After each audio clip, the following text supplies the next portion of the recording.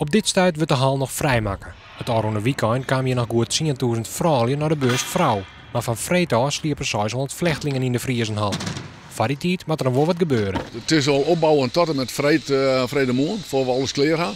De jongens erin, de vlierbedekken erin, de vluchten goed, de kouden en meubels van de sliep vertrekken met in, de stapelbergen maat erin, de meubilair maat erin, het hele gedeelte moet ingericht worden. Dus we hadden nog een heel groot werk aan, ja. De vluchtelingen bleven 3 maanden. Voor het WTC een unieke opdracht. Nou, voor ons is het best wel bijzonder. Hè? Ik ben wel best wel een prut meest gewend. In het weekend hebben we met de beursvrouw rond 10.000 door de vlier, maar net te sliepen natuurlijk.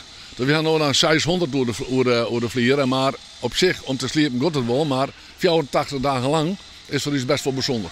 Zonder de komst van de vluchtelingen hier de hal de komende maanden leegstien. Dat het koude erom te nou hier budget extra inkomsten. Al moet er wel extra stookt worden om de hal warm te houden.